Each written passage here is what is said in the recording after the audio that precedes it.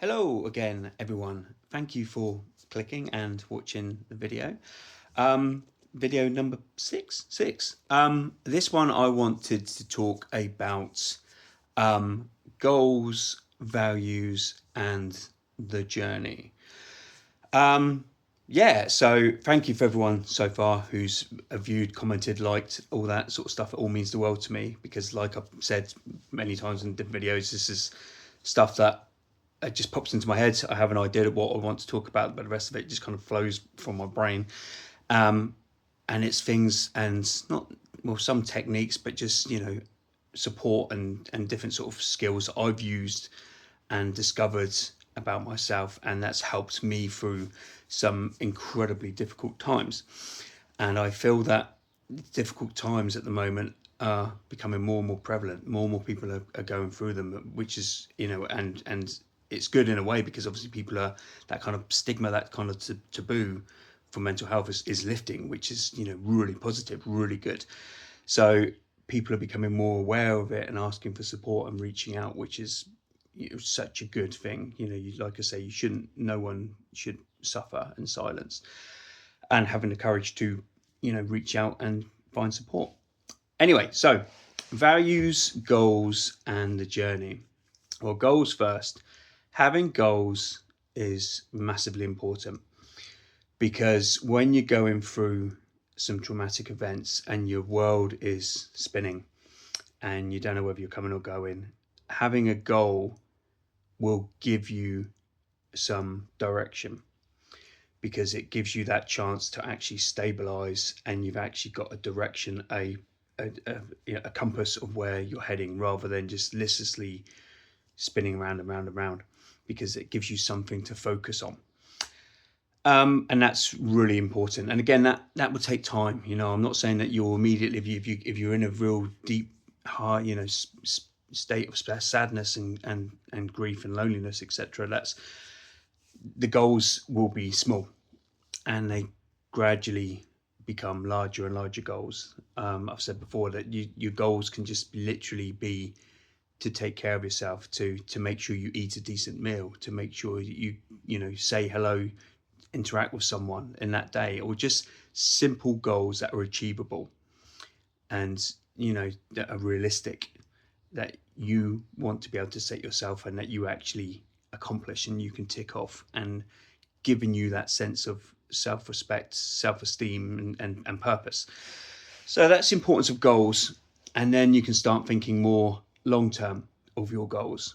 You can actually, which is again, which I'm doing, I have my own goals, which is right. Am I happy in what I'm doing? Do I want to try and look at something else? Do I want to try and work in a different environment? Do I want to try and meet new friends? Do I want to try new sports? Do I want to try and discover new interests? All these kind of goals.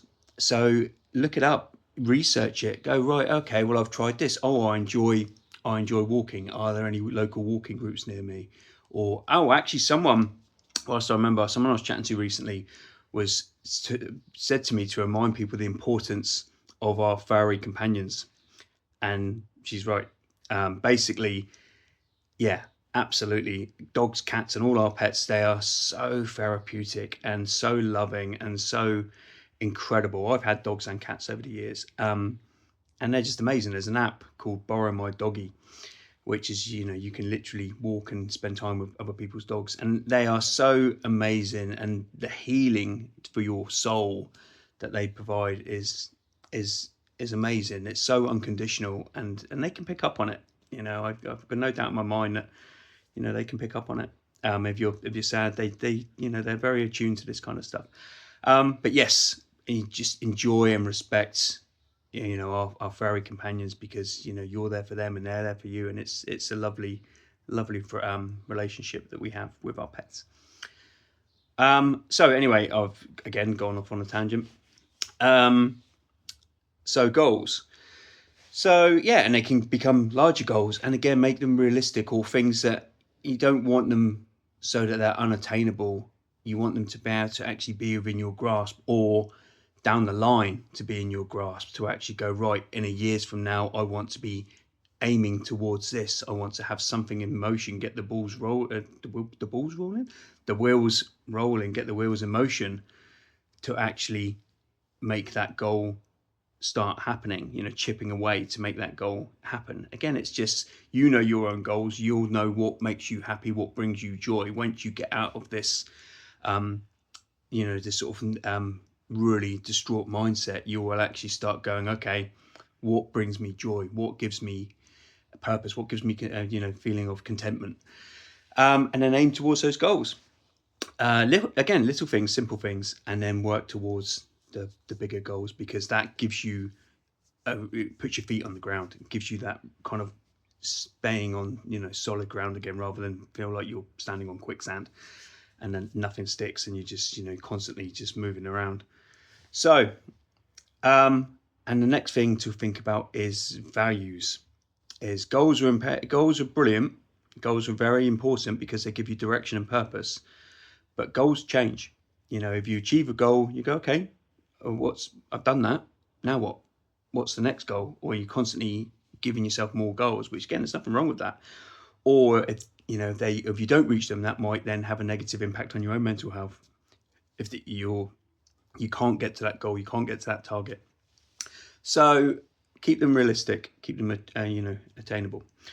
But values are what gives you meaning.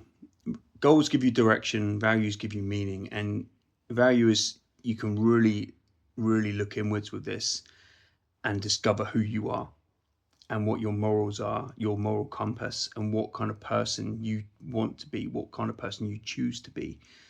Where family, friends, connections. This is what gives you your value. This is what really kind of nourishes you, and know that you're being the best person you can be, the best version of you that you can be. And that will massively elevate your own self-belief and self-worth and confidence, because you're sticking with your code. Nothing, and you almost become unshakable. Once you actually go, no, I don't want to do that. You can say, no, that's not the person I want to be. That may have been me in the past, but that's not the person I choose to be now. That version's gone. And that's really rewarding when you go, no, actually, I'm actually going to learn to say no to people, because it's not, if I do this for someone, there's actually going to have a negative impact on me, and I don't want to put myself through in that situation. So your values, and it also gives yourself respect, and it gives other people respect for you. If they have that, if you draw the line at certain situations, people will respect that, and gravitate towards that, and actually know that you're not a pushover, or whatever else it may be that your values are. Like I say, it may be kindness, it may be friendships, it may be support to help others, just who you are, what makes you you. Someone said to me that a while ago, and it's really good, actually, it's really interesting. Someone said to me that if at someone's funeral, they're not going to remember, the people that were at the funeral, they're not going to remember necessarily how many bedrooms you had. They're going to remember the kind of person you were. And I think that's brilliant. I think that's really key. So again, values become the person you want to be. Now is that chance to rebuild yourself, as well as your circumstances and your environment. Rebuild yourself, and there's nothing stopping that apart from yourself, apart from you. So take it back to basics. Completely take it back to basics when you feel strong enough.